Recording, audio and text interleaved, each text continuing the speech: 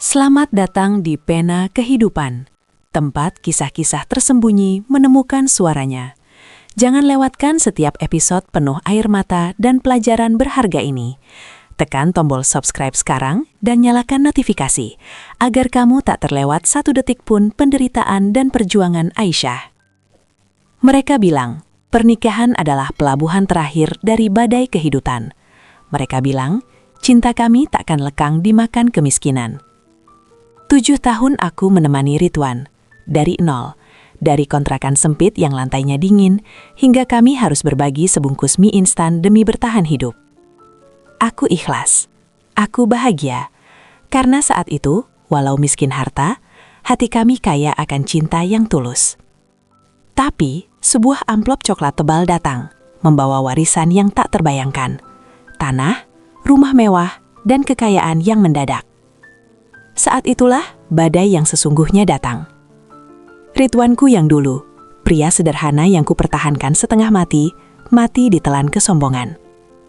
Dinding-dinding rumah mewah kami dibangun dari emas, tapi di dalamnya aku hanya menemukan sangkar derita. Aku disakiti, dicaci, dihina oleh suamiku sendiri. Aku difitnah oleh ibu mertua yang kejam. Dan semua itu demi seorang wanita lain yang ia sebut rekan bisnis, sosok yang menjadi bayangan dalam tidurku. Aku memilih bertahan, aku memilih ikhlas. Tapi sampai kapan hati ini sanggup menanggung luka? Sampai kapan aku harus menjadi istri yang dicampakkan di puncak kejayaan?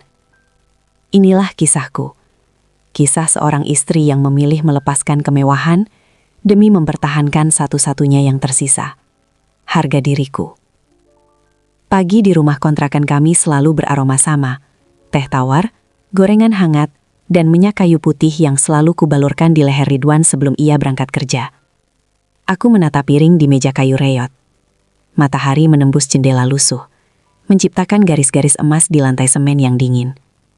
Inilah istana kami selama 7 tahun. Kecil, sederhana, tapi di setiap sudutnya tersimpan tawa kami saat melewati masa-masa sulit. Aisyah, panggil Ridwan, suamiku, dari kamar. Suaranya masih sama, hangat dan serak. Aku tersenyum dan bergegas menghampirinya. Dia sedang duduk di tepi ranjang, mengenakan kemeja yang sudah lusuh di bagian kerah, tapi selalu kustrika rapi. Tehnya sudah siap. Biar aku pasangkan dasimu, kataku lembut. Tanganku bergerak lincah merapikan simpul dasi murahan itu. Kami saling bertukar pandang. Di mata Ridwan, aku masih bisa melihat pancaran cinta yang dulu pernah menaklukkan segalanya, kekurangan, cibiran tetangga, dan janji yang belum terwujud. Terima kasih sayang, kau selalu yang terbaik, bisik Ridwan, mengecup keningku singkat. Namun, belakangan ini senyumnya terasa sedikit tebal, tatapannya kadang kosong, seolah ada percakapan sunyi di benaknya yang tak ingin ia bagi denganku. Kau baik-baik saja, Mas? Tanyaku hati-hati saat kami duduk berhadapan. Ridwan menyeruput tehnya cepat. Tentu, hanya pekerjaan di bengkel akhir-akhir ini memeras pikiran. Ingin sekali kita punya usaha sendiri, Syah. Bosan hidup begini terus. Ada nada getir dalam suaranya yang membuat ulu hatiku sedikit ngilu. Benarkah ia bosan? Aku tahu, kami memang hidup pas-pasan, tapi aku tidak pernah merasa bosan dengannya. Kami adalah tim yang hebat dalam menghadapi kekurangan. Sabar, Mas. Rezeki tidak kemana, asal kita jalani dengan syukur, insya Allah berkah, ujarku, mencoba menenangkan. Ia tidak menjawab, hanya menghela napas panjang dan berdiri. Aku harus cepat, ada kiriman mesin keluar kota. Ketika Ridwan sudah pergi, aku duduk termenung di depan piring yang masih penuh. Rasa hampa itu, seperti asap tipis, mulai menyelimuti. Aku merasa seperti Ridwan sedang mengayunkan langkah yang semakin jauh. Bukan hanya menuju bengkel, tapi juga menjauh dari rumah kecil ini. Tiba-tiba, suara ketukan keras dari pintu membuatku terlonjak. Seorang kurir berdiri di depan pintu, memegang sebuah amplop tebal berwarna coklat, berstempel kantor notaris ternama. Ini untuk Bapak Ridwan, harus segera ditandatangani dan diterima. Sangat penting, kata kurir itu, nadanya mendesak. Jantungku berdebar. Apakah ini kabar baik? Atau justru awal dari badai yang akan meruntuhkan atap rapuh di atas kepala kami? Aku menerima amplop itu. Tanganku gemetar. Aku meletakkan amplop coklat tebal itu di meja makan. Bentuknya asmi, isinya pasti serius. Kehadirannya seketika mengubah suasana tenang rumahku menjadi penuh misteri. Aku menatap amplop itu, lalu menatap foto pernikahan kami yang sedikit buram di sudut meja. Di foto itu, kami tersenyum tulus, tanpa beban, tanpa harta. Apakah pintu rezeki yang selama ini kami tunggu akan terbuka? Atau justru pintu perubahan yang akan mengubah Ridwan sepenuhnya? Aku menatap amplop itu, lalu menatap foto pernikahan kami yang sedikit buram di sudut meja. Di foto itu, kami tersenyum tulus, tanpa beban, tanpa harta. Apakah pintu rezeki yang selama ini kami tunggu akan terbuka? Atau justru pintu perubahan yang akan mengubah Ridwan sepenuhnya? Aku menggenggam amplop itu erat. Rasa penasaran mendesak. Namun aku tahu batas. Ini adalah urusan Ridwan, dan aku harus menghormati privasinya. Kuletakkan kembali amplop tebal itu di tempat yang paling menonjol, berharap Ridwan segera melihatnya saat pulang. Sore itu, waktu terasa berjalan sangat lambat. Aku mencoba menyibukkan diri dengan menjahit taplak meja pesanan tetangga, tetapi pikiranku terus melayang pada kata-kata Ridwan pagi tadi. Bosan hidup begini terus. Tepat saat azan maghrib berkumandang, suara motor Ridwan terdengar. Jantungku berdebar lebih kencang dari biasanya. "Assalamualaikum," sapanya. Terdengar lelah. "Waalaikumsalam, Mas. Cepat mandi.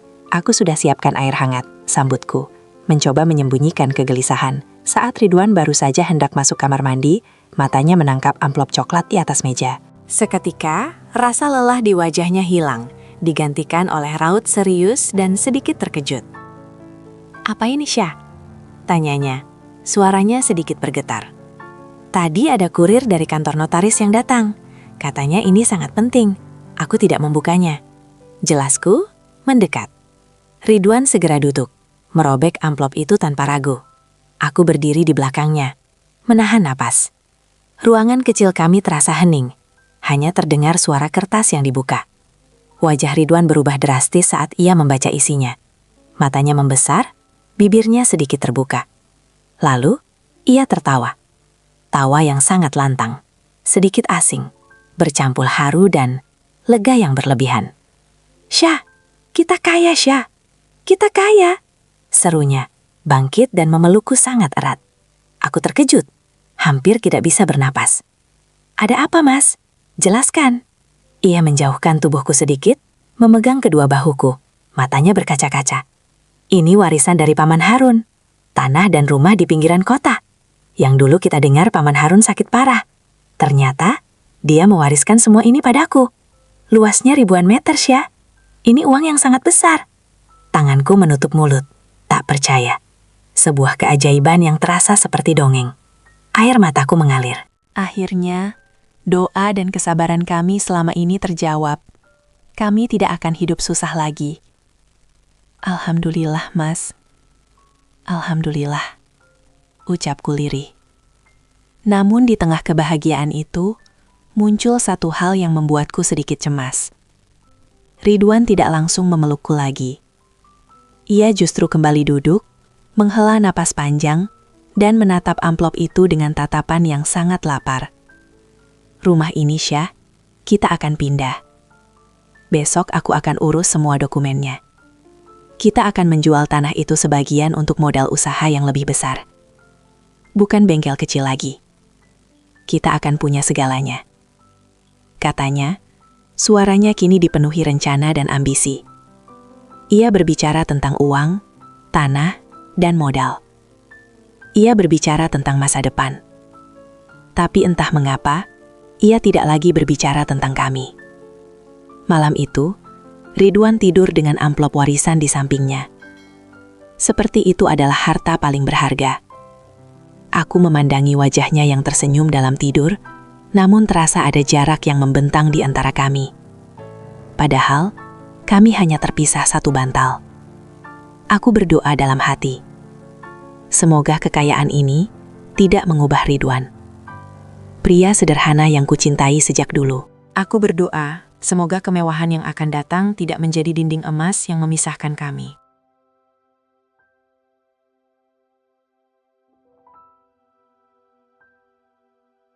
Akankah doa Aisyah terkabul? Atau justru kekayaan ini adalah awal dari perubahan Ridwan dan konflik dengan keluarga mertuanya? Aku berdoa dalam hati, semoga kekayaan ini tidak mengubah Ridwan, pria sederhana yang kucintai sejak dulu.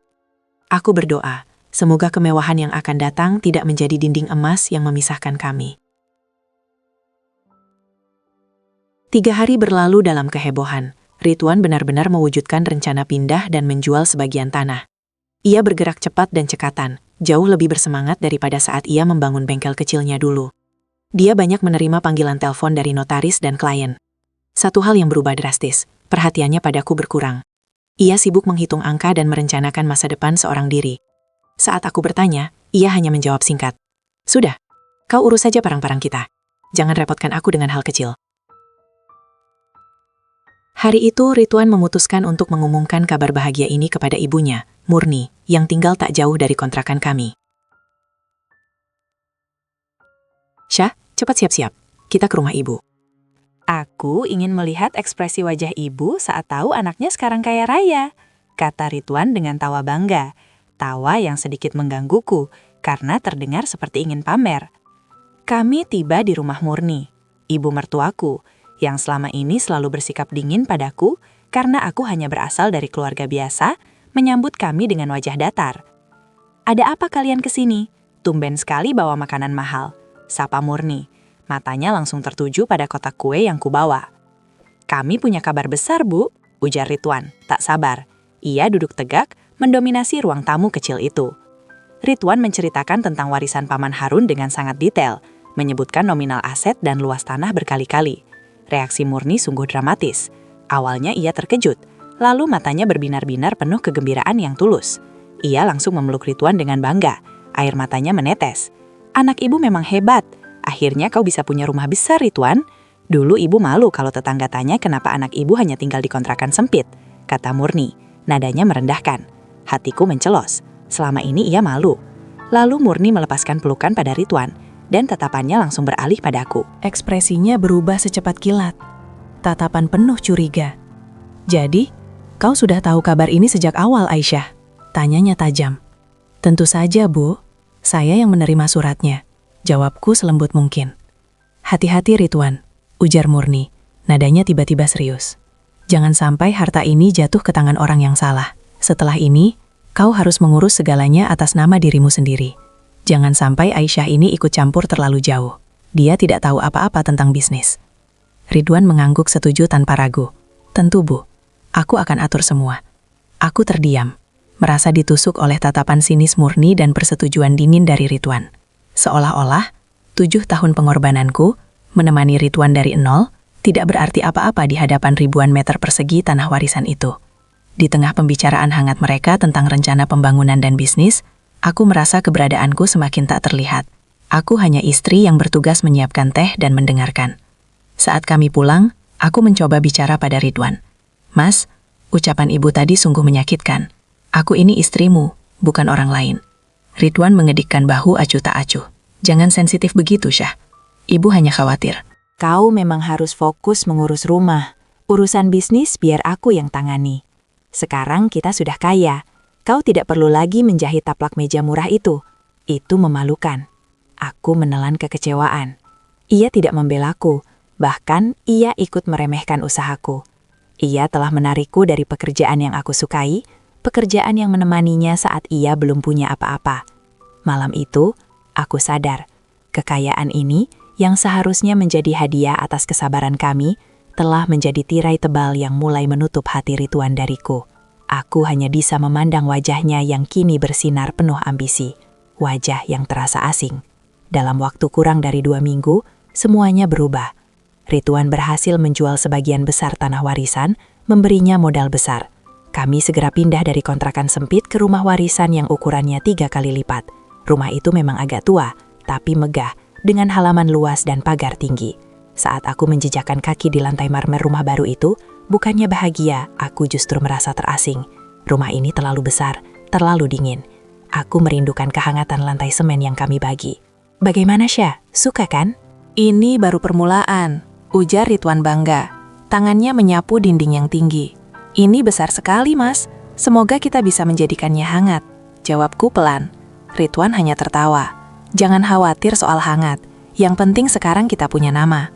Kau harus mulai belajar menjadi nyonya besar, Aisyah. Jangan pakai lagi daster lusuhmu itu. Sikapnya terhadapku mulai dipenuhi tuntutan dan instruksi, bukan lagi diskusi atau ajakan. Ia membelikan perabotan mewah tanpa bertanya pendapatku, mengisi lemari dengan pakaian-pakaian mahal yang terasa asing di kulitku. Ia ingin aku menjadi pajangan yang sempurna di samping kekayaannya. Rutinitas kami pun hancur. Ridwan tidak lagi bekerja di bengkel. Ia kini menjadi pengusaha properti dadakan, sibuk bertemu klien dan pengacara. Ia pulang larut, seringkali hanya mengucapkan aku lelah sebelum tidur. Kami tak lagi berbagi cerita di malam hari. Pagi itu saat sarapan pertama kami di meja makan kayu jati yang panjang dan dingin, Murni datang berkunjung. Kali ini ia datang bukan sebagai ibu mertua yang dingin, tapi sebagai penasehat tertinggi. Ridwan, sudah ibu bilang kau harus hati-hati. Kau terlalu polos. Siapa tahu ada yang ingin memanfaatkan kebaikanmu, kata Murni. Matanya melirikku sekilas. Murni terus memberikan saran bisnis. Sebagian besar berujung pada kritik terhadapku. Kau harus mencari asisten rumah tangga yang benar, Aisyah. Jangan biarkan rumah sebesar ini terlihat berantakan. Kau juga harus lebih sering berdandan. Kau ini sekarang istri pengusaha kaya. Jangan terlihat seperti... Murni berhenti sejenak, mencari kata yang menyakitkan. Seperti pembantu di rumah ini. Aku menarik nafas dalam-dalam. Kata-katanya menyengat, tapi aku memilih diam. Aku tidak ingin memancing pertengkaran di hari pertama kami di rumah baru. Namun yang paling menyakitkan adalah reaksi Ridwan. Ia bukannya membela atau menenangkan, justru mengangguk setuju pada ibunya. Ibu benar, Syah. Besok aku akan carikan asisten untukmu. Kau punya banyak waktu luang sekarang, kata Ridwan, nadanya meremehkan. Mas, aku bisa mengurus rumah ini sendiri. Aku tidak ingin orang asing di rumah kita, ujarku mencoba memohon. Jangan keras kepala, ini demi citraku. Kau harus dengar kata ibu, balas Ridwan tegas. Saat Ridwan pergi mengurus dokumen, Murni menghampiriku di dapur. Ia menyeringai tipis, seolah baru saja memenangkan pertempuran. Dengar Aisyah, sekarang Ridwan sudah berada di lingkungan yang berbeda. Dia bertemu banyak wanita cantik dan pintar. Kalau kau tidak bisa mengimbangi, jangan salahkan dia kalau dia mencari kenyamanan di luar. Tugasmu hanya diam, patuh, dan menjaga rumah ini tetap bersih. Bisiknya penuh ancaman, sebelum berbalik pergi. Kata-kata Murni menggema di benakku, dingin seperti marmer yang kuinjak. Mungkinkah kekayaan ini tidak hanya merenggut Ridwan, tetapi juga menjadikanku target kebencian mertua? Aku menatap ruang tamu yang luas dan asing itu. Rumah ini terasa seperti sangkar berlapis emas yang baru saja menutup pintunya. Aku menatap ruang tamu yang luas dan asing itu. Rumah ini terasa seperti sangkar berlapis emas yang baru saja menutup pintunya. Dugaan burukku terbukti benar. Sehari setelah kunjungan Murni, Ridwan membawa seorang asisten rumah tangga. Namanya Ani, wanita paruh baya yang sangat teliti. Dan anehnya, sangat akrab dengan Murni. Ani bukan hanya membersihkan rumah, tetapi juga seolah-olah mengawasiku. Setiap aku mencoba menikmati kesendirian di teras, Ani akan datang menawarkan teh. Setiap aku menelepon teman lamaku, ia akan sibuk membersihkan area di dekatku. Aku tahu, Ani adalah mata dan telinga Murni di dalam rumah ini. Ani, tolong jangan terlalu memikirkan saya. Saya akan baik-baik saja, kataku suatu siang, mencoba bersikap ramah. Ani hanya tersenyum kaku.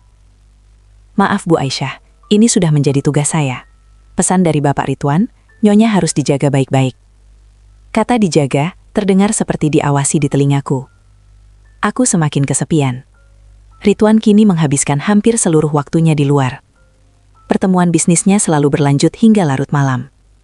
Ponselnya selalu dalam mode senyap, diletakkan terbalik di meja. Jika aku bertanya, jawabannya selalu sama. Urusan besar, jangan diganggu. Aku rindu Ridwan yang dulu, yang pulang dengan keringat, bau oli, dan tawa tulus. Malam itu aku memutuskan untuk berjuang.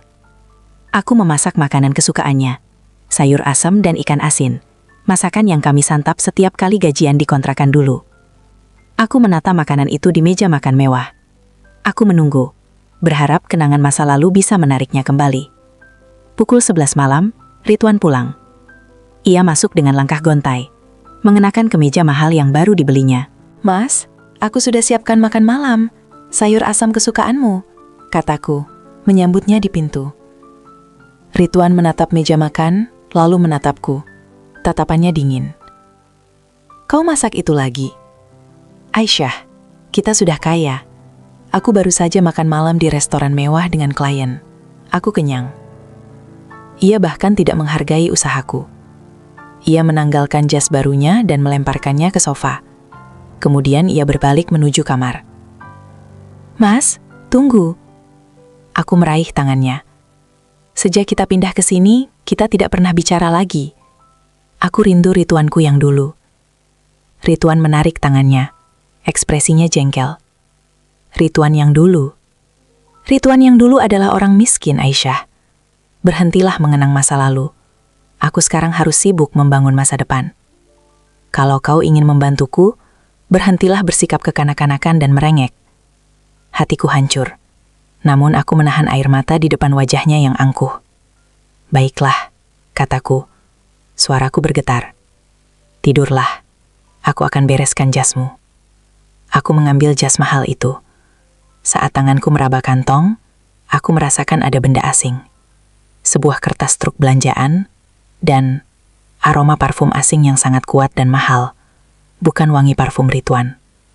Aku menarik kertas itu. Itu adalah struk pembelian sebuah dompet kulit wanita dari butik kelas atas. Tanggal pembeliannya kemarin sore. Dan barang itu bukan untukku. Tanganku meremas struk itu hingga lecek. Aroma parfum itu seolah mencekiku di tengah keheningan rumah besar. Tubuhku lemas, kepalaku berdengung. Siapa wanita yang menghabiskan waktu dengan suamiku? Wanita yang dicium aroma parfumnya di jas Ridwan? Wanita yang dibelikan dompet mahal? Aku yakin, badai yang sesungguhnya baru saja dimulai. Aku harus mencari tahu. Pagi harinya, aku menyembunyikan struk belanjaan dan parfum asing itu. Aku memilih untuk tidak langsung mengonfrontasi Ridwan. Aku tahu, dengan sikapnya yang sekarang, konfrontasi hanya akan berujung pada caci maki dan penyangkalan. Aku butuh kejelasan, bukan pertengkaran. Saat sarapan, aku mencoba bersikap seperti biasa, walau hatiku terasa seperti dicubit-cubit. Mas, hari ini aku ingin pergi sebentar ke kota. Aku ingin membeli beberapa bahan untuk membuat kue, kataku. Ridwan yang sedang fokus pada ponsel barunya hanya bergumam. Pergilah, suruh saja Ani yang mengantar. Jangan buang-buang uang untuk hal yang tidak penting. Aku menggeleng. Tidak perlu, Mas. Aku bisa naik taksi. Aku akan cepat kembali. Aku sengaja pergi sendiri, bukan untuk berbelanja, tapi untuk mengunjungi rumah Murni. Aku perlu menguji air. Murni menyambutku dengan senyum yang terlalu manis. Senyum yang terasa palsu dan penuh perhitungan. Wah, tumben menantu ibu yang sibuk ini berkunjung. Ada apa, Aisyah? Ridwan baik-baik saja kan? Tanyanya, pura-pura khawatir. Aku mencoba memancingnya. Alhamdulillah, Mas Ridwan sangat sibuk belakangan ini, Bu. Dia sering pulang larut sekali, mengurus banyak hal di luar. Saya jadi khawatir ia terlalu lelah. Murni tersenyum sinis. Kau harusnya bangga, Aisyah. Namanya juga pria sukses. Tentu saja dia harus bergaul dengan orang-orang penting. Dia tidak bisa hanya duduk di rumah dan melihat wajahmu setiap hari. Tapi, saya mencium bau parfum yang berbeda di jasnya, Bu. Dan sepertinya, ia bertemu dengan seorang wanita yang sangat penting untuk bisnisnya. Ujarku, sengaja membuat nada suaraku terdengar rapuh dan curiga. Wajah Murni mendadak berubah. Ia tidak terkejut, justru terlihat seperti menunggu momen ini. Oh, soal itu, Murni memajukan tubuhnya, berbisik dengan nada penuh rahasia. Memang ada, namanya Tiara. Dia adalah konsultan investasi yang sangat membantu Ridwan. Wanita karir yang modern, pintar, dan sangat cantik. Jantungku mencelas mendengar nama itu, Tiara. Ridwan harus menjaga hubungan baik dengan wanita seperti Tiara, Aisyah. Dia ini kunci kesuksesan Ridwan. Mereka sering bertemu di restoran mewah. Itu urusan bisnis, kau jangan cemburu buta. Murni melanjutkan, suaranya mengandung ancaman halus. Ia menyebutnya urusan bisnis, namun dari caranya menyebut nama Tiara, aku tahu Murni seolah merestui hubungan itu. Kemudian, Murni tiba-tiba mengubah topik pembicaraan, matanya menatapku lurus. Ngomong-ngomong Aisyah, Ridwan pernah bercerita soal masa lalumu kan? soal laki-laki yang pernah kau dekati sebelum Ridwan. Aku terkejut. Mas Ridwan sudah tahu semua, Bu. Itu cerita lama, itu masa lalu saya. Murni tertawa pelan, tawa yang menusuk. Memang sudah tahu, tapi di lingkungan Ridwan sekarang, gosip kecil bisa jadi masalah besar. Ingat Aisyah, kalau sampai kau bertingkah aneh atau mempermasalahkan Tiara, aku akan pastikan Ridwan mendengar versi lain dari masa lalumu itu. Versi yang lebih buruk, yang bisa menghancurkan reputasimu di mata Ridwan. Kau mengerti? Ancaman itu terasa kejam. Murni bukan hanya merestui kehadiran wanita lain, tetapi juga menggunakan masa laluku, yang seharusnya sudah selesai, sebagai senjata untuk mengikatku. Aku berdiri, gemetar, menyadari aku tidak bisa mengandalkan siapapun, bahkan ibu mertuaku sendiri. Saya mengerti, Bu. Saya pamit, ujarku tanpa daya. Aku meninggalkan rumah Murni dengan hati yang hancur berkeping-keping. Aku tidak hanya menghadapi pengkhianatan Ridwan, tetapi juga ancaman dari Murni. Di depanku terbentang dua jalan, menyerah dan diam melihat suamiku direbut, atau mencari kebenaran tentang Tiara, walau risikonya adalah Ridwan akan percaya pada fitnah manis mertuaku. Malam itu aku tidak bisa tidur. Aku bolak-balik di ranjang besar kami, sementara Ridwan tidur pulas di sampingku, jauh dalam mimpinya yang penuh ambisi. Apa yang harus kulakukan? Jika aku diam, aku akan kehilangan Ridwan. Jika aku bergerak, aku akan difitnah habis-habisan oleh mertuaku. Logikaku menyuruhku untuk bertahan, demi nama baik dan pernikahan. Namun hatiku memberontak, menuntut harga diri. Aku memutuskan untuk mencari tahu kebenaran dulu. Aku tidak akan mengonfrontasi sampai aku punya bukti kuat. Bukti yang tidak bisa dibantah oleh Ridwan maupun Murni. Aku ingat, struk pembelian dompet wanita yang kuremas. Aku mengambilnya dari tempat persembunyianku. Di sana tertera nama butik dan waktu transaksi. Keesokan harinya, saat Ridwan sibuk dengan panggilan telepon di ruang kerjanya, aku memberanikan diri mendekati ponsel barunya, yang selalu diletakkan terbalik di atas meja. Aku tahu kata sandi Ridwan. Itu adalah tanggal pernikahan kami. Ironis, ia mengganti segalanya, kecuali sandi yang paling penting. Jantungku berdebar kencang. Takut Ani, mata-mata Murni tiba-tiba masuk. Dengan tangan gemetar, aku membuka ponsel itu. Aku tidak mencari pesan pribadi, melainkan langsung menuju galeri foto. Aku menggulir cepat, melebati foto-foto proyek properti dan sertifikat tanah. Lalu, mataku menangkap foto selfie Ridwan di sebuah restoran mewah. Di sebelahnya, duduk seorang wanita cantik dengan rambut tergerai, tersenyum ke arah kamera. Wanita itu elegan, memakai anting mutiara yang berkilauan. Wajahnya memancarkan aura percaya diri yang tak pernah kumiliki. Dialah Tiara. Bukan hanya satu foto. Ada beberapa foto lagi, di tempat berbeda, dengan pose yang terlalu dekat untuk sekadar rekan bisnis. Di salah satu foto, terlihat jelas dompet kulit wanita yang baru dibeli kemarin. Warnanya sama persis dengan yang tertera di struk. Dadaku sesak. Ini bukan lagi kecurigaan. Ini adalah bukti nyata. Ridwan tidak hanya bertemu, tetapi mereka berbagi momen intim yang ia rahasiakan dariku. Aku segera keluar dari galeri dan membuka aplikasi pesan. Aku mencari nama Tiara, tetapi tidak ada obrolan terbaru. Ridwan pasti menghapusnya, atau mereka menggunakan aplikasi pesan lain. Aku segera mengembalikan ponsel itu ke posisinya semula. Saat aku melangkah keluar dari ruang kerja, air mataku tumpah tak terbendung. Rasa sakit itu begitu dalam, jauh melampaui rasa sakit saat kami harus makan nasi dengan garam dulu. Tiba-tiba, pintu terbuka dan Ani masuk.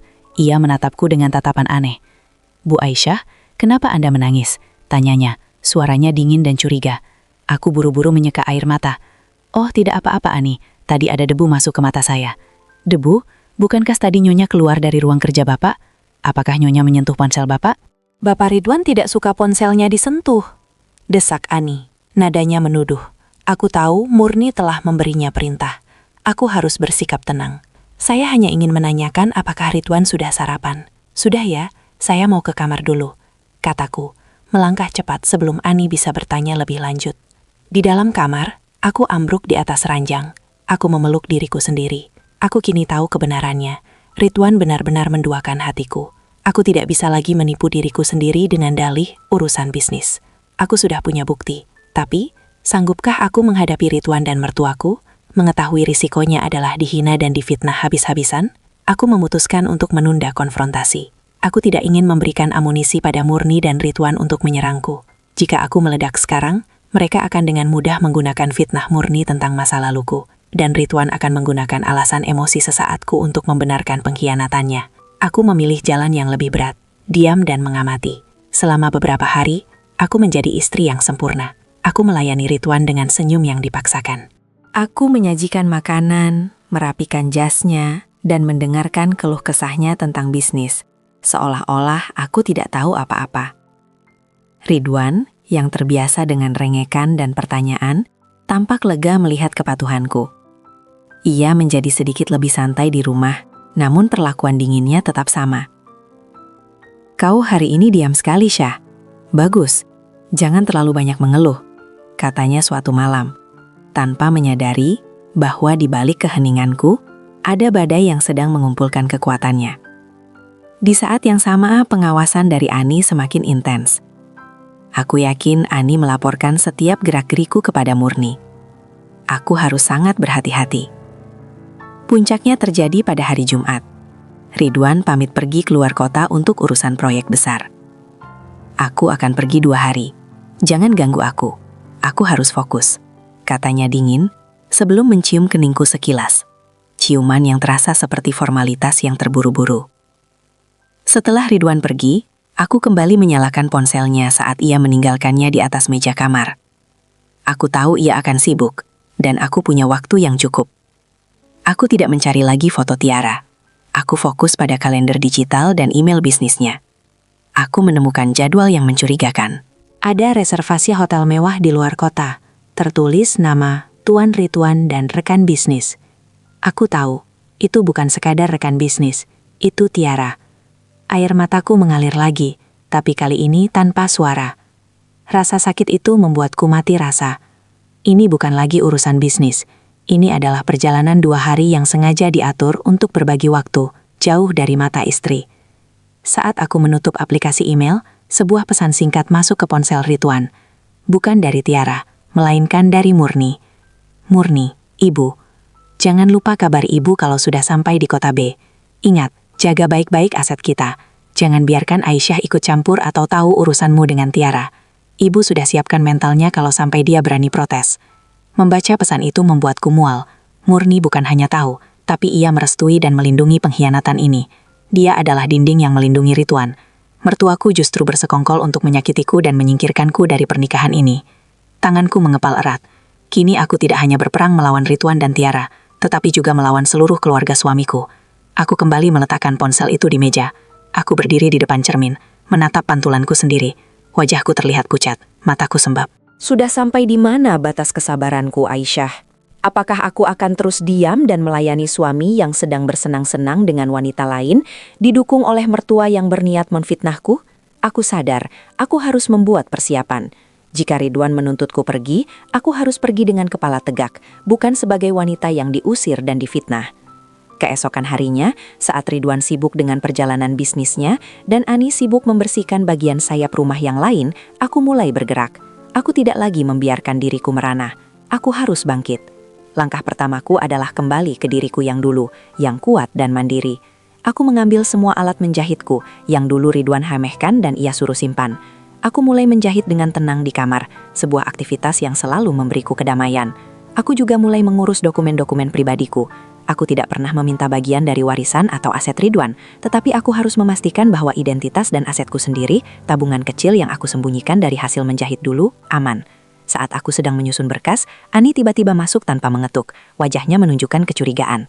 "Bu Aisyah, apa yang Nyonya lakukan di kamar?" Bapak berpesan, Nyonya tidak boleh menyentuh berkas-berkas penting, tuduhnya. Matanya langsung tertuju pada tumpukan kertas di meja. "Ini hanya berkas-berkas pribadi saya, Ani. Kartu keluarga, KTP, dan buku tabungan lama. Apa salahnya merapikan milik saya sendiri?" Jawabku tenang, menatap matanya tanpa rasa takut. Ani tanpa kebingungan. Ia pasti berharap aku sedang mencari berkas properti Ridwan. "Oh begitu, maaf Nyonya, saya hanya memastikan rumah ini aman," katanya. Nadanya sedikit melunak karena tidak menemukan hal yang ia cari, tetapi kecurigaannya tetap ada. Setelah Ani keluar, Aku sadar betapa Murni dan Ridwan menganggapku sebagai orang bodoh yang hanya fokus pada uang. Mereka lupa, aku punya kecerdasan dan hati nurani. Aku memejamkan mata, mengingat saat-saat paling sulit dalam pernikahan kami. Saat Ridwan sakit parah dan aku harus bekerja serabutan. Saat kami makan hanya dengan 1 bungkus mie instan dibagi berdua, tapi kami tertawa. Aku menyadari satu hal yang paling menyakitkan. Bukan kemiskinan yang memisahkan kami, melainkan kesombongan yang dibawa oleh kekayaan.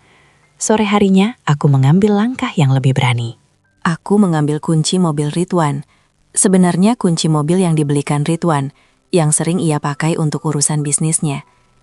Aku tahu di mana Ridwan menyimpan surat-surat rumah dan tanah warisan itu. Aku membuka laci yang terkunci, dan di sana tersimpan semua sertifikat.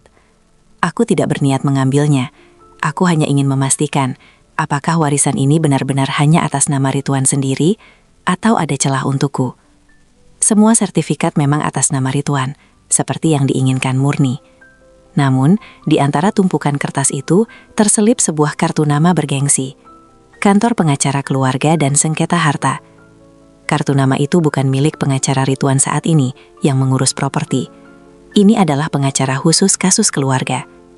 Tiba-tiba, rasa dingin menjalar di punggungku. Ridwan mungkin tidak hanya bersenang-senang dengan Tiara. Dia mungkin sudah merencanakan sesuatu yang lebih kejam. Mengapa Ridwan menyimpan kartu pengacara sengketa keluarga? Apakah ia sudah merencanakan perceraian? Apakah ia sudah merencanakan bagaimana cara menyingkirkanku tanpa kehilangan asetnya?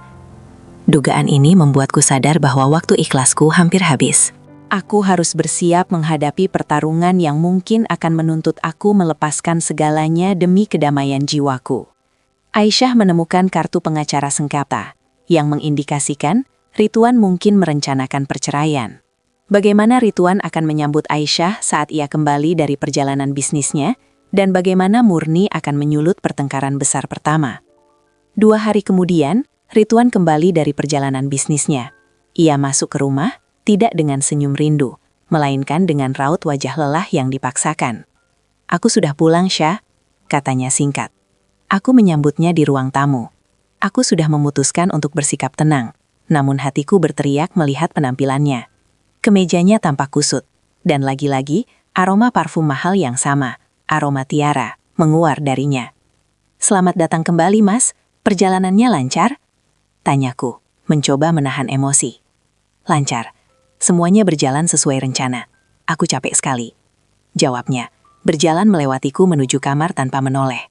Aku mengambil tas kerjanya yang ia letakkan di sofa.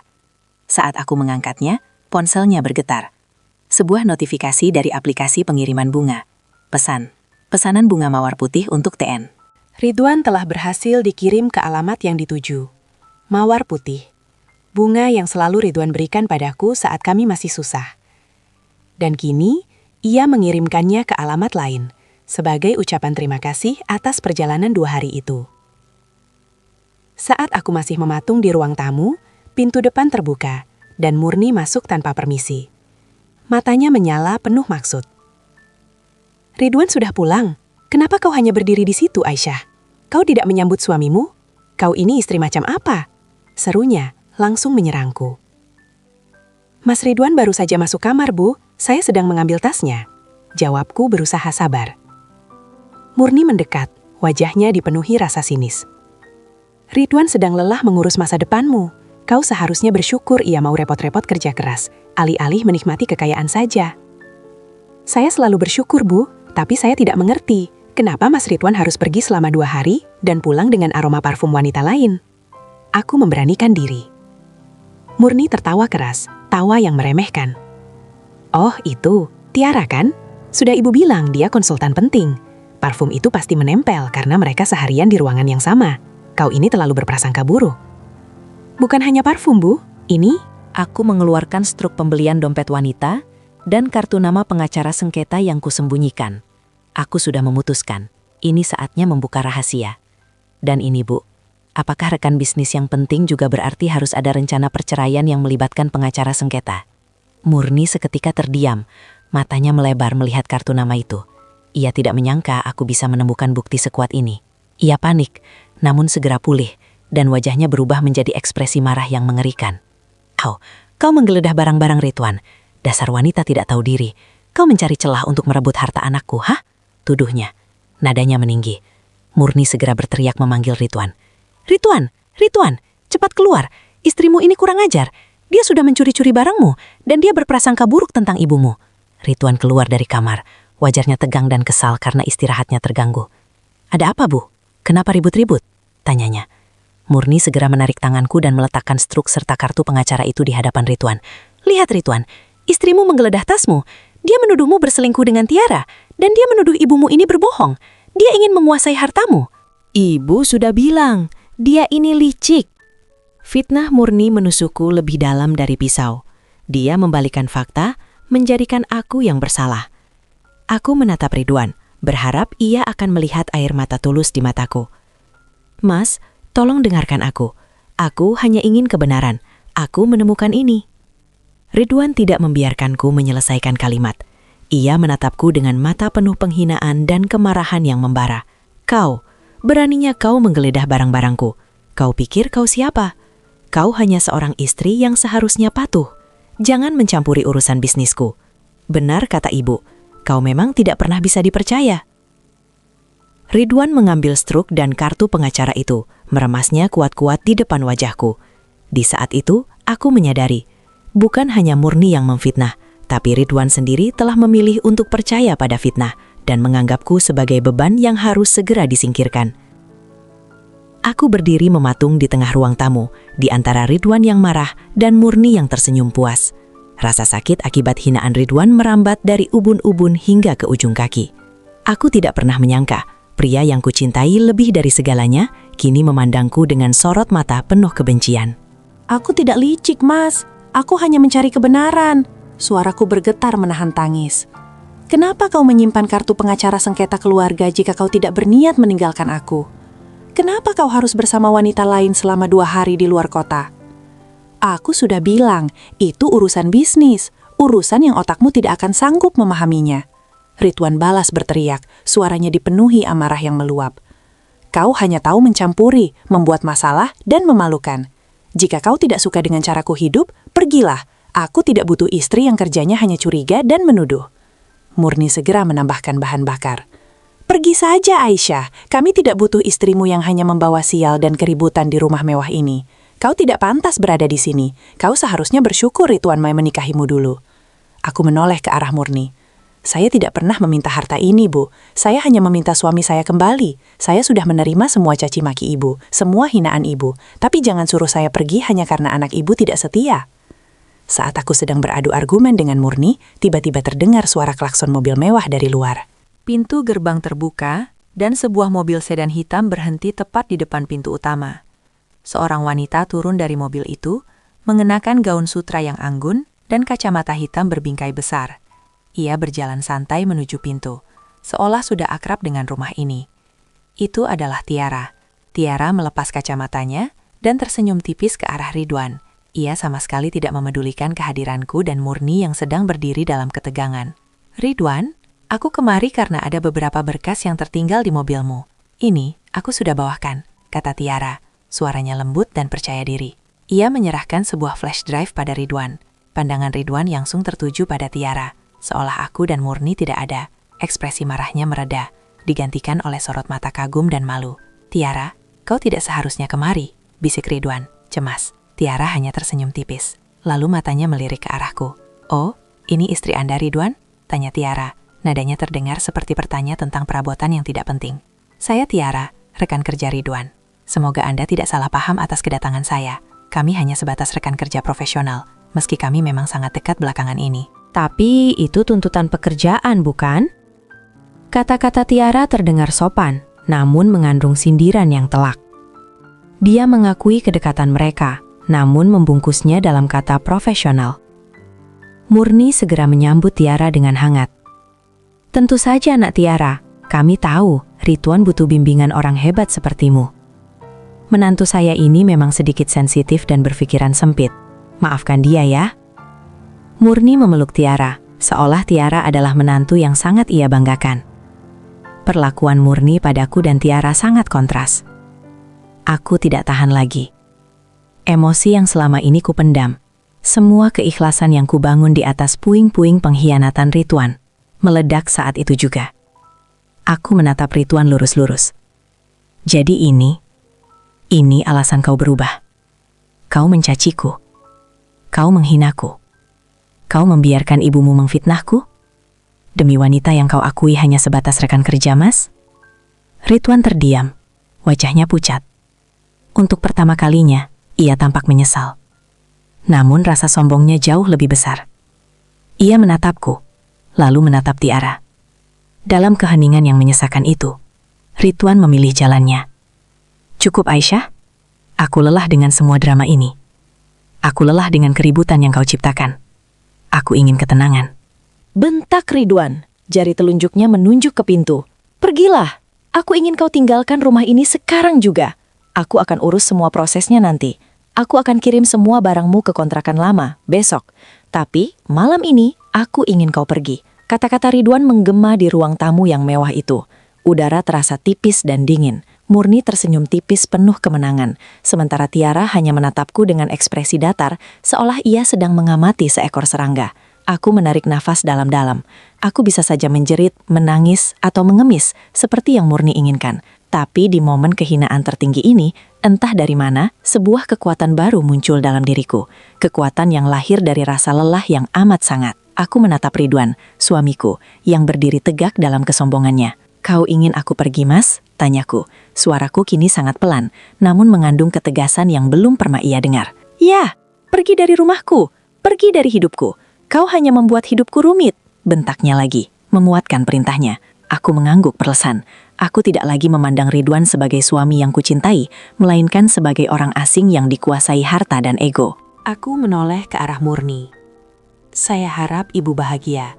Setelah ini, tidak ada lagi yang akan mengganggu kedamaian ibu. Lalu aku menatap Tiara. Aku tidak memancarkan kemarahan, hanya tatapan penuh iba. Nikmatilah. Ingatlah, yang mudah direbut akan mudah pula terlepas.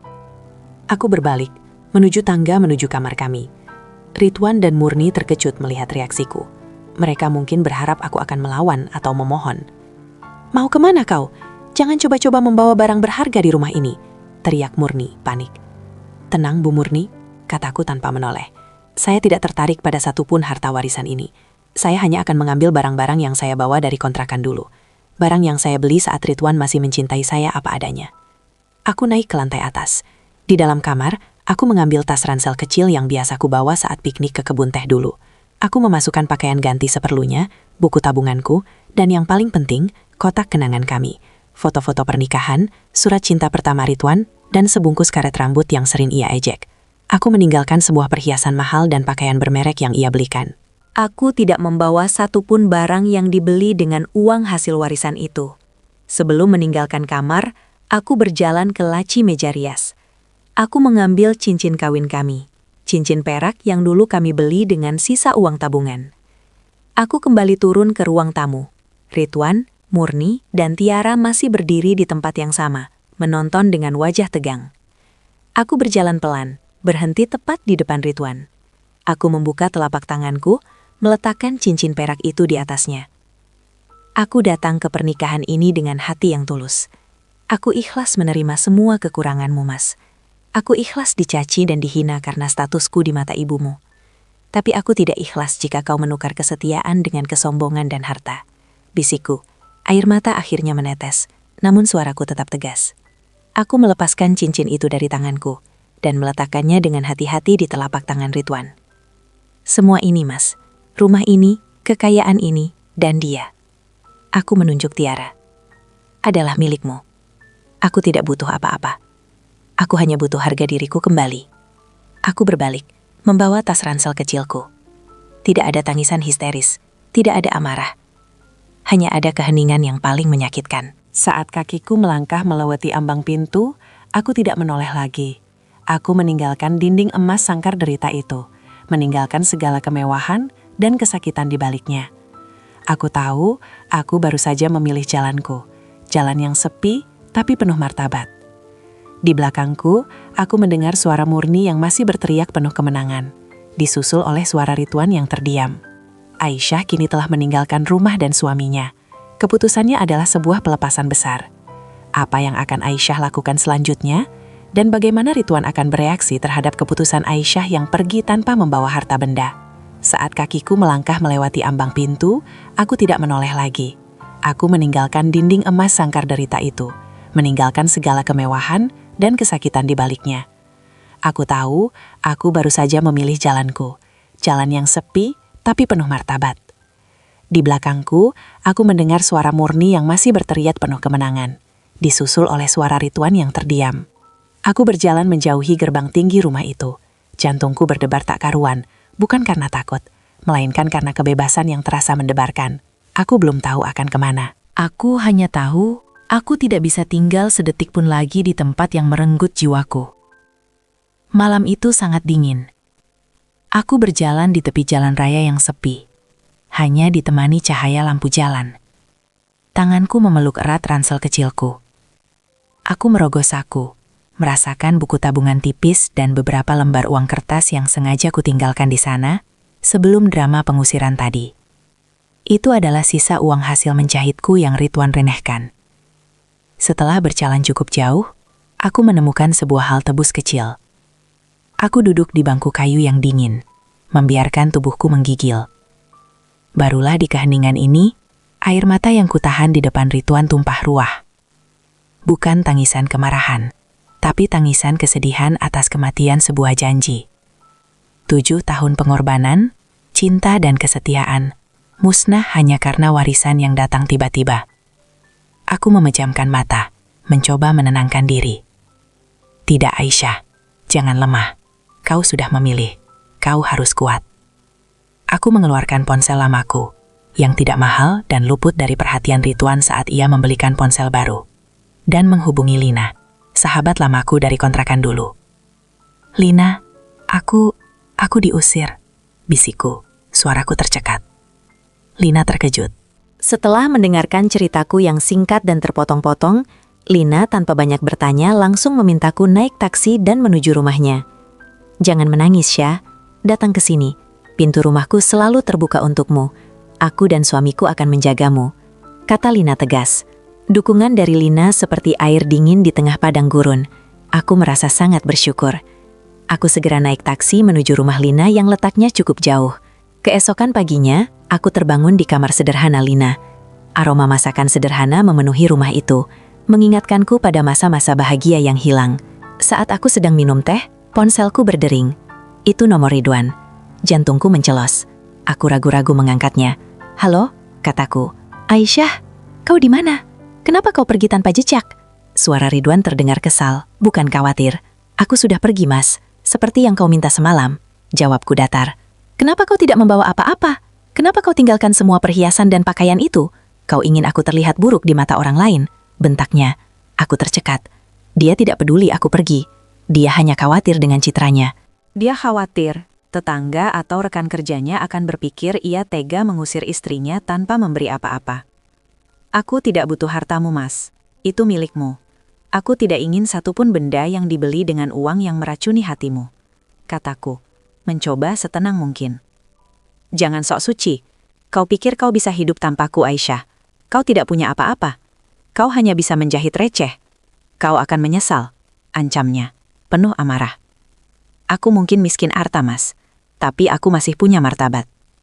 Jaga baik-baik rumahmu dan wanita pilihanmu, kataku, lalu menutup telepon tanpa menunggu balasannya. Tanganku gemetar. Panggilan telepon itu adalah pukulan keras yang mengakhiri semua harapan terakhirku. Ridwan telah mati di hatiku. Aku melihat keluar jendela, melihat matahari pagi yang cerah. Rumah Lina mungkin kecil, tapi rasanya lebih luas dan damai dibandingkan sangkar derita berlapis emas yang baru kutinggalkan. Lina datang membawa sarapan. Jangan pikirkan kata-kata Ridwan, Syah. Dia hanya marah karena kehilangan kendali. Dia takut citranya rusak karena kau pergi tanpa membawa sepeser pun darinya. Hibur Lina. Matanya penuh simpati. Aku tersenyum tipis. Terima kasih, Lina. Kau benar. Aku tidak ingin lagi menjadi bagian dari kepalsuan itu.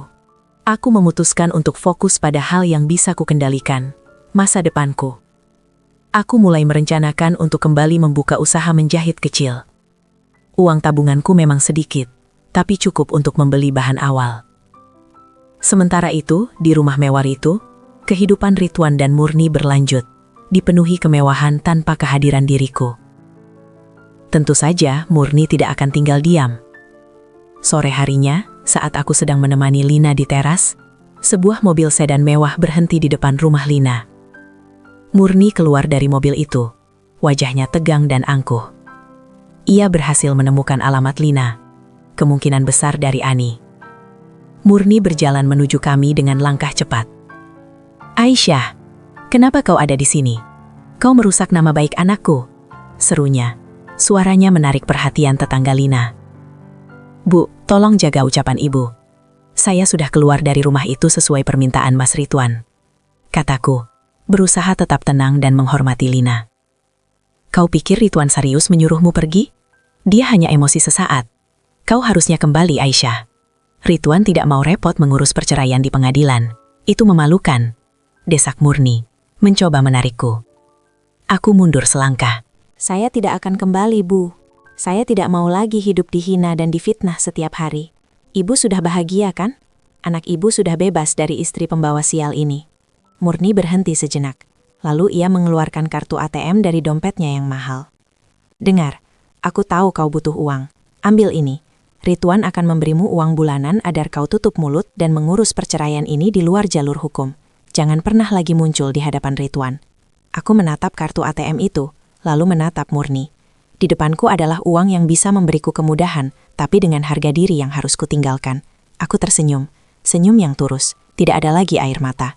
"Simpan saja uang itu, Bu. Saya tidak butuh. Dulu saya hidup tanpa uang anak ibu, dan saya bisa bertahan. Sekarang pun saya akan baik-baik saja." Murni terkejut. Ia tidak pernah menyangka aku akan menolak uang itu. Bagi Murni, uang adalah segalanya. "Kau gila, Aisyah. Jangan munafik. Semua orang butuh uang." Murni berteriak. "Ya, saya butuh uang, Bu. Tapi saya lebih butuh kedamaian. Dan kedamaian itu tidak bisa dibeli dengan uang haram dari hasil merusak hati orang lain." Lina yang berdiri di sampingku menimpali. "Maaf, Bu." Sebaiknya ibu pergi. Aisyah adalah tamu saya. Ibu tidak punya hak untuk menghina atau mengusirnya lagi. Murni menatap Lina dan aku bergantian dengan pandangan penuh kebencian. Ia menyadari ia tidak bisa mengendalikan kami lagi. "Baiklah. Kau akan menyesal, Aisyah. Kau akan kembali merangkak meminta uang," ancam Murni sebelum berbalik dan masuk ke mobilnya dengan wajah kesal. Setelah Murni pergi, Lina memelukku. "Kau hebat, Syah. Kau menolos uang itu demi harga dirimu." Aku mengangguk. Aku telah melakukan pelepasan terakhir. Aku telah melepaskan Ridwan, rumah mewahnya, dan bahkan uangnya. Kini, aku benar-benar bebas. Sementara aku membangun kembali hidupku, Ridwan kembali ke rumah mewah itu. Tiara kini sering menemaninya, memenuhi setiap sudut rumah dengan kehadirannya yang elegan. Namun, bagi Ridwan, keheningan di rumah itu terasa berbeda. Tidak ada lagi istri yang menyambutnya dengan teh hangat, tidak ada lagi perdebatan kecil yang selalu berakhir damai. Yang ada hanya ruangan besar yang dingin, ditemani oleh Tiara yang hanya berbicara tentang investasi dan proyek. Ridwan duduk di sofa besar itu, tangannya memegang cincin kawin kami yang ia remas semalam. Tiba-tiba, ia merasakan kehampaan yang luar biasa.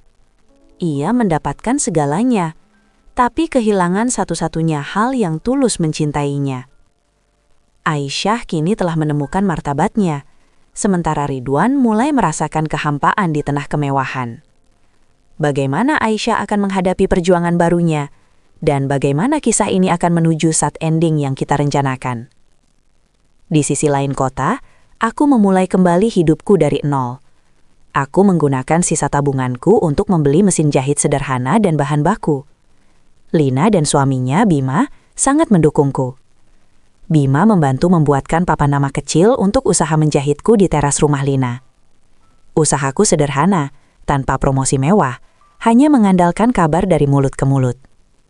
Meski hasilnya belum banyak, setiap lembar rupiah yang kudapatkan terasa murni dan damai.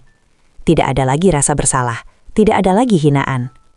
Aku bekerja keras mengobati luka hatiku melalui ketekunan. Rasa sakit memang masih ada, tapi ia tidak lagi melumpuhkanku.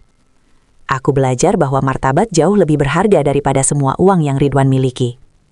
Suatu sore, saat aku sedang fokus menjahit, Lina masuk dengan wajah cemas, memegang sebuah surat dari pengadilan. Aisyah, ada surat datang untukmu dari pengadilan agama, kata Lina, menyerahkan amplop coklat berstempel resmi. Jantungku mencelos. Aku tahu ini adalah kelanjutan dari ancaman murni dan keinginan Ridwan untuk menyingkirkanku tanpa keributan. Aku membuka surat itu. Isinya adalah surat panggilan untuk sidang pertama gugatan cerai yang diajukan oleh Ridwan. Gugatan itu didasarkan pada alasan ketidakcocokan dan meninggalkan rumah tanpa izin suami. Di dalam surat itu, tidak ada kata-kata kotor, hanya bahasa hukum yang dingin dan resmi. Namun, kebekuan kata-kata itu terasa lebih menyakitkan daripada caci maki.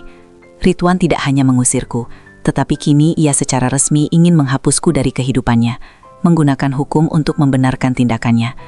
Air mataku tidak menetes, aku sudah terlalu sering menangis untuk hal yang sama. Kali ini, aku hanya merasa hampa. Dia benar-benar melakukannya, Lin. Dia benar-benar ingin aku pergi, bisikku pada Lina. Lina memelukku erat. Kau harus kuat, Syah. Hadapi dia. Buktikan bahwa kau tidak bersalah. Kau tidak meninggalkan rumah. Kau diusir. Aku tahu, Lina, tapi aku tidak punya bukti formal. Ridwan sangat pandai membalikan fakta, apalagi dia dibantu pengacara sengketa, kataku mengingat kartu nama yang kutemukan dulu.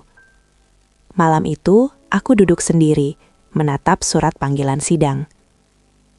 Aku punya pilihan, melawan habis-habisan untuk menuntut hakku atas aset yang kami bangun bersama, walau kecil, atau memilih jalan yang paling damai. Aku berpikir tentang Ridwan. Jika aku melawan, pertarungan ini akan panjang dan kotor. Ridwan dan Murni pasti akan menggunakan fitnah masa laluku untuk menjatuhkanku di pengadilan, seperti yang Murni ancamkan. Aku akan diseret dalam lumpur aib demi beberapa lembar uang yang sebenarnya tidak ku kehendaki. Aku memejamkan mata. Aku sudah mendapatkan kebebasanku. Aku sudah mendapatkan kedamaian. Mempertahankan hakku atas aset Ridwan hanya akan mengembalikan aku ke dalam lingkaran kebencian dan kebohongan. Pilihan terakhirku adalah melepaskan segalanya, termasuk status istriku, demi menjaga martabat dan ketenangan jiwaku. Aku menghela napas panjang. Keputusan itu pahit, tapi terasa benar. Aku akan menghadiri sidang, namun aku akan mengakhiri ini dengan cepat. Aku akan membiarkan Ridwan mendapatkan keinginannya. Kebebasan dari Aisyah. Aisyah telah membuat pilihan pahit, melepaskan segalanya demi martabat. Bagaimana jalannya persidangan? Dan apakah Ridwan akan menunjukkan penyesalan saat bertemu Aisyah di pengadilan? Hari persidangan pertama tiba. Aku datang ke pengadilan agama ditemani Lina, yang memegang tanganku erat-erat. Aku mengenakan pakaian yang sopan namun sederhana. Pakaian yang kubeli dengan uangku sendiri, tanpa sentuhan kemewahan Ridwan. Aku masuk ke ruang sidang yang sunyi. Di sisi lain ruangan, Ridwan sudah duduk bersama pengacara mahalnya, yang tampak percaya diri. Ridwan terlihat sangat rapi, mengenakan setelan jas mewah. Namun, yang paling menusuk adalah kehadiran Murni. Ia duduk di barisan belakang, menatapku dengan tatapan sinis dan penuh kemenangan. Aku juga melihat Tiara, yang duduk di samping Murni, berpura-pura sibuk dengan ponselnya. Mereka datang sebagai dukungan moral untuk Ridwan, seolah-olah perpisahan ini adalah perayaan bagi mereka. Saat pandanganku bertemu dengan Ridwan, ia sempat terlihat sedikit terkejut melihatku. Bukan karena ia merindukanku, melainkan karena ia melihat ketenangan di wajahku. Sebuah ketenangan yang tidak ia sangka akan muncul setelah pengusiran itu. Ia pasti mengharapkanku datang dengan air mata dan tuntutan. Sidang dimulai. Pengacara Ridwan mulai membacakan dalil gugatan, menyebutkan bahwa aku telah meninggalkan rumah dan mengabaikan tugas sebagai istri. Pihak penggugat merasa sangat dirugikan atas tindakan istri yang memilih pergi dan tidak mau mendiskusikan masalah ini secara baik-baik. Air mataku terasa panas, tapi aku menahannya. Lina meremas tanganku memberi dukungan. Saat tiba giliranku berbicara, aku bangkit. Aku tidak menggunakan pengacara. Aku memutuskan untuk bicara langsung dari hati. Yang Mulia Hakim, suaraku terdengar pelan. namun seluruh ruangan mendengarnya. Saya mengakui, saya meninggalkan rumah itu. Seketika, Murni berbisik kencang. Lihat, dia mengaku. Aku tidak memedulikan Murni. Aku melanjutkan, menatap lurus ke arah majelis hakim. Namun kata-kataku ditujukan pada Ridwan. Saya meninggalkan rumah itu karena saya sudah tidak sanggup lagi hidup dalam hinaan, caci maki, dan fitnah. Saya tidak sanggup lagi melihat suami saya berubah menjadi orang asing yang didorong oleh kesombongan harta warisan dan didukung penuh oleh ibu mertua saya. Ridwan menunduk, tidak berani menatapku. Pengacaranya tampak gelisah. Saya tidak menuntut harta apapun dari saudara Ridwan. Tidak ada gonogini, tidak ada uang nafkah selama masa idah, tidak ada tuntutan atas rumah warisan itu. Saya hanya ingin satu hal. Aku menarik napas, menegaskan kata-kata yang paling sulit kuucapkan. Saya setuju dengan gugatan cerai ini, Yang Mulia. Saya ingin pernikahan ini diakhiri secepatnya. Saya ingin kebebasan saya kembali. Dan saya meminta agar saudara Ridwan mengakui bahwa saya pergi bukan karena kemauan sendiri, melainkan karena diusir, di depan ibu mertua dan wanita lain. Ruangan menjadi sunyi senyap. Permintaanku yang hanya menuntut pengakuan atas pengusiran, bukan harta, membuat semua orang terkejut. Murni dan Tiara terlihat kaget dan gusar. Mereka tidak menyangka aku akan melepaskan aset begitu saja. Rencana mereka untuk menyebarkan fitnah tentang aku yang hanya mengincar harta Ridwan seketika gagal. Hakim menatap Ridwan. Saudara Ridwan, apakah Anda bersedia mengakui bahwa Anda meminta istri Anda pergi, yang olehnya dianggap sebagai pengusiran? Ridwan terdiam lama. Ia mengangkat kepalanya. Matanya bertemu dengan mataku. Di matanya, aku melihat sekilas bayangan Ridwan yang dulu, suami yang tulus. Namun ego dan kesombongan itu segera menutupinya. Ia mengangguk kaku. Ya, Yang Mulia, saya mengakui, saya memintanya pergi.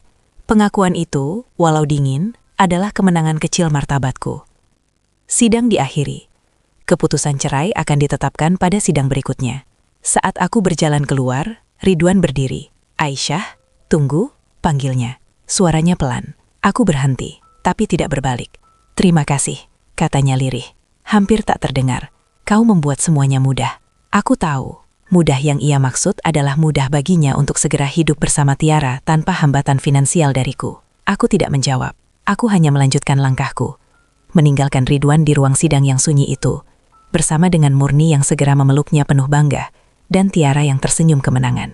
Aku telah menandatangani pelepasan terakhir, melepaskan cintaku, suamiku, dan masa depanku bersamanya, demi kedamaian batin. Perceraian tinggal menunggu ketuk palu. Bagaimana Ridwan akan menjalani hidup barunya di tengah kemewahan, dan bagaimana Aisyah akan membuktikan bahwa ia bisa bahagia dalam kesederhanaan, mengarah pada set ending, perbedaan nasib batin. 2 bulan berlalu, sejak ketuk palu hakim resmi mengakhiri pernikahan kami. Aku kini adalah Nyonya Aisyah, bukan lagi Nyonya Ridwan. Statusku mungkin janda, tetapi jiwaku terasa utuh kembali. Aku dan Lina mendirikan usaha menjahit kecil yang kuberi nama Jahitan Damai. Dengan modal seadanya, kami melayani pesanan jahit dari tetangga dan ibu-ibu kompleks. Uang yang masuk mungkin hanya cukup untuk makan hari itu, tapi setiap lembar yang kudapatkan adalah hasil dari kerja keras dan kejujuran. Aku bisa tertawa lepas saat bergurau dengan Lina, tanpa harus khawatir Murni akan datang dengan tatapan sinis, atau Ridwan akan meremehkan usahaku. Suatu malam, saat aku sedang menyelesaikan jahitan, aku menatap bayangan diriku di cermin. Wajahku terlihat lelah karena begadang, tapi ada binar ketulusan di mataku. Aku kini tahu arti kebahagiaan sejati. Bukan terletak pada luasnya rumah, melainkan pada lapangnya hati. POV, narator, kontras Ridwan. Sementara Aisyah menemukan kedamaian di balik kesederhanaan, Ridwan justru semakin terperangkap dalam sangkar emas yang ia bangun. Tidak lama setelah perceraian, Ridwan menikahi Tiara secara mewah.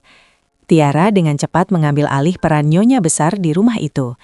Ia mengubah perabotan Ridwan, mengganti interior, dan mengadakan pesta-pesta megah untuk menunjukkan status mereka. Namun, di balik kemewahan itu, Ridwan merasa sangat sendirian. Tiara adalah wanita karir yang ambisius. Ia tidak pernah menyiapkan teh hangat, apalagi makanan kesukaan Ridwan. Tiara hanya membahas proyek, rencana investasi, dan daftar tamu penting yang harus mereka undang. Ia melihat Ridwan bukan sebagai suami, melainkan sebagai aset bisnis dan dompet berjalan. Kehidupan malam Ridwan kini dipenuhi dengan formalitas, makan malam bisnis yang dingin, dan percakapan penuh perhitungan. Ia merindukan kehangatan sayur asam dan ikan asin yang dulu ia remehkan. Bahkan, Murni, yang dulu menjadi sekutu utama Ridwan, kini merasa terasingkan. Tiara, dengan kecerdasannya, mengambil alih kendali keuangan dan rumah. Ia bersikap sopan namun tegas, membuat Murni tidak lagi bisa mencampuri urusan Ridwan sewenang-wenang. Suatu malam, Ridwan duduk sendirian di ruang kerjanya yang luas.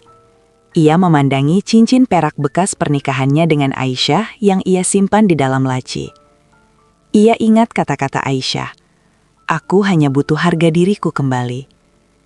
Ridwan telah menukar kesetiaan Aisyah dengan kekayaan, menukar ketulusan dengan kesombongan. Ia berhasil membangun bisnis yang sukses. Ia mendapatkan wanita yang setara dengan status barunya. Namun, ia kehilangan satu-satunya hal yang tidak bisa dibeli dengan uang, cinta yang tanpa syarat. Kini, setiap kali Ridwan menatap dinding emas di rumahnya, ia tidak lagi melihat lambang kesuksesan. Ia melihatnya sebagai jeruji penjara yang dingin, yang mengurung dirinya dalam kehampaan. Ia menyesal yang terlambat, karena ia telah membiarkan wanita yang tulus mencintainya pergi, dan memilih hidup di tengah kepalsuan yang ia ciptakan sendiri. Tahun berganti, kekayaan Ridwan memang terus bertambah. Ia kini dikenal sebagai salah satu pengusaha properti tersukses di kotanya. Tiara berdiri di sampingnya, menjadi istri yang sempurna di depan publik, selalu tampil anggun, pandai bernegosiasi, dan sangat ambisius. Namun, semakin sukses Ridwan, semakin dingin pula rumah tangganya. Hubungan Ridwan dan Tiara didasarkan pada deal bisnis, bukan cinta. Mereka tidur di kamar yang sama, tetapi di ranjang yang terasa semakin jauh. Tiara selalu sibuk dengan ponselnya atau rencana investasi, dan ia tidak pernah menunjukkan kehangatan emosional kepada Ridwan. Puncaknya, mereka terlibat pertengkaran besar suatu malam. Bukan tentang perselingkuhan, melainkan tentang saham dan pembagian keuntungan proyek. Tiara menuntut pembagian yang lebih besar, mengingatkan Ridwan bahwa tanpa kecerdasannya, Ridwan tidak akan berada di posisi ini. "Kau hanya bisa membangun fondasi, Ridwan. Aku yang membuat fondasi itu bernilai miliaran. Jangan lupa diri," bentak Tiara, tanpa ada sedikit pun rasa hormat di matanya. Ridwan tersentak. Ucapan itu mengingatkannya pada cara ia sendiri meremehkan Aisyah dulu. Aisyah membangun fondasi cinta dan kesabaran saat ia miskin, dan ia meremehkannya. Kini, ia diremehkan oleh wanita yang ia pilih sebagai pengganti. Perlahan, Murni, ibu Ridwan, mulai merasakan hal yang sama. Ia tinggal di rumah Ridwan, tapi ia merasa diabaikan. Tiara memperlakukannya seperti tamu yang harus dihormati, bukan ibu mertua yang bisa ia kendalikan. Murni tidak lagi berani mencampuri urusan rumah tangga, karena setiap kali ia mencoba, Tiara akan membalasnya dengan argumen logis yang membuatnya bungkam. "Aku merindukan Aisyah," bisik Murni suatu hari kepada Ridwan. Ridwan menatap ibunya, terkejut. "Kenapa, Bu?" "Aisyah mungkin miskin dan bodoh, tapi dia tulus. Dia selalu menyiapkan makanan kesukaanmu dan selalu mematuhiku. Tiara, dia tidak pernah memasak. Dia hanya menyuruhku duduk diam dan tidak membuat masalah. Rumah ini besar, Wan, tapi aku merasa terjebak, Wan," keluh Murni. Air matanya menetes, penyesalan muncul terlambat di wajahnya. Ridwan tidak menjawab, ia hanya merasakan getaran kehampaan yang sama. Rumah yang begitu luas itu terasa seperti makam bagi kebahagiaan mereka. Suatu siang, Ridwan melewati sebuah jalan kecil yang menghubungkan ke kompleks perumahan lama mereka. Ia melihat sebuah toko kecil yang ramai. Di jendelanya tertulis, "Jahitan Damai." Jantung Ridwan berdebar kencang. Itu adalah toko Aisyah. Ia memarkir mobil mewahnya agak jauh dan mendekat. Dari luar, ia bisa melihat Aisyah sedang tertawa lepas bersama seorang wanita lain, Lina, sambil memegang selembar kain. Wajah Aisyah terlihat cerah. Tawa itu tulus, tanpa beban, tanpa rasa takut. Ia mengenakan pakaian sederhana, namun aura kedamaian memancar kuat darinya. Aisyah yang ia lihat sekarang tampak jauh lebih bahagia daripada Aisyah yang tinggal di rumah mewahnya dulu. Ridwan berdiri di ambang pintu, terpaku. Ia ingin masuk, ia ingin meminta maaf. Ia ingin mengakui betapa bodohnya ia dulu menukar berlian tulus dengan emas palsu. Namun, ia tidak sanggup. Ia sadar, martabat yang ia injak-injak saat mengusirnya sudah tidak akan pernah kembali padanya. Ridwan hanya bisa memandang dari jauh, menyaksikan betapa bahagianya mantan istrinya di tengah kesederhanaan. Ia kemudian berbalik, masuk ke mobil mewahnya, dan kembali ke rumahnya yang dingin. Pertemuan tak sengaja itu memberikan pukulan telak pada Ridwan. Silahkan komen di sini. Sejak saat itu, wajah Aisyah yang tertawa tanpa beban terus menghantui Ridwan. Ia mencoba mengalihkan perhatian dengan bekerja lebih keras, membeli barang-barang yang lebih mahal, dan mencari hiburan di pesta-pesta mewah. Namun, setiap kesenangan hanya berlangsung sesaat, meninggalkan lubang kehampaan yang semakin besar. Di rumah, hubungan Ridwan dengan Tiara mencapai batasnya. Tiara tidak lagi menyembunyikan ambisinya. Ia mulai menuntut bagian penuh dari beberapa proyek besar, mengancam akan membocorkan kelemahan bisnis Ridwan ke kompetitor jika permintaannya tidak dipenuhi. Tiara sadar bahwa Ridwan sudah tidak bisa ia kendalikan secara emosional, dan kini ia hanya fokus pada aset finansialnya. Pertengkaran mereka tidak lagi didominasi oleh kata-kata cinta, melainkan oleh ancaman hukum dan perhitungan uang. Rumah mewah itu kini dipenuhi aura permusuhan.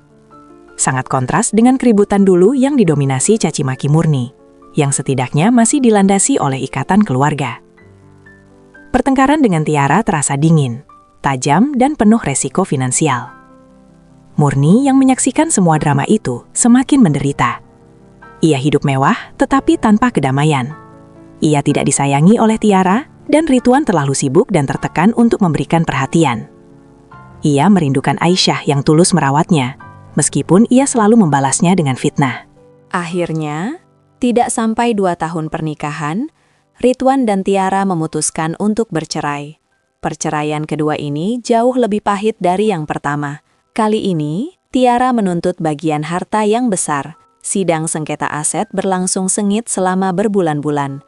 Uang Ridwan terkuras habis untuk membayar pengacara dan memenuhi tuntutan Tiara. Kekayaan yang diperolehnya dari warisan dan usaha kerasnya kini harus dibagi dua dengan wanita yang ia pilih berdasarkan kesombongan dan status. Setelah perceraian itu selesai, Ridwan merasa lelah secara fisik dan batin. Ia memang tetap kaya, namun jumlah hartanya berkurang drastis. Ia berhasil menyingkirkan Tiara, tetapi ia harus membayar mahal. Murni, melihat keadaan Ridwan, semakin menyalahkan diri sendiri. Ia menyadari bahwa dorongannya untuk memiliki menantu kaya dan menyingkirkan Aisyah telah menjadi kutukan bagi anaknya sendiri. Ridwan duduk sendirian di ruang tamu besarnya, yang kini terasa semakin sunyi. Dinding-dinding emas itu seolah-olah mengejeknya. Ia telah menyingkirkan istri yang tulus mencintainya karena harta, hanya untuk kehilangan harta itu di tangan istri yang mencintai hartanya. Ia kehilangan cinta sejati dan sebagian besar kekayaannya. Ridwan meraih cincin perak Aisyah. Ia ingat betapa mudahnya Aisyah melepaskan cincin itu dan semua harta warisan. Aisyah pergi hanya dengan martabat, dan ia kini hidup bahagia. Sementara Ridwan, ia mendapatkan rumah besar, mobil mahal, dan kekuasaan. Namun jiwanya terpenjara dalam jeruji kesombongan yang ia bangun sendiri. Ia menyadari, harta warisan itu memanglah kutukan, bukan karena nilainya, melainkan karena ia membiarkan kesombongan menguasai hatinya. Ridwan meraih cincin perak Aisyah. Ia ingat betapa mudahnya Aisyah melepaskan cincin itu dan semua harta warisan. Aisyah pergi hanya dengan martabat, dan ia kini hidup bahagia. Sementara Ridwan, ia mendapatkan rumah besar, mobil mahal, dan kekuasaan. Namun jiwanya terpenjara dalam jeruji kesombongan yang ia bangun sendiri. Ia menyadari, harta warisan itu memanglah kutukan, bukan karena nilainya, melainkan karena ia membiarkan kesombongan menguasai hatinya. Malam itu, di rumah yang keheningannya terasa menusuk, Ridwan duduk di ruang makan mewah. Ia mengingat masa-masa di kontrakan kecil dulu. Malam itu, ia memasak nasi goreng sederhana bersama Aisyah, bercerita tentang mimpi-mimpi kecil mereka, dan tertawa tulus. Kini, Ia memiliki koki pribadi, pelayan, dan rumah yang tak terjangkau. Tetapi ia tidak punya siapa-siapa untuk berbagi. Murni telah kembali ke rumah lamanya, lelah dengan atmosfer dingin di rumah Ridwan, memilih kesederhanaan yang lebih tenang. Ridwan meraih kunci mobil. Ia harus melihat Aisyah sekali lagi. Ia melaju menuju jahitan damai. Malam sudah larut, tetapi lampu toko kecil itu masih menyala. Dari jendela, Ridwan melihat Aisyah sedang membereskan kain-kain, ditemani Lina.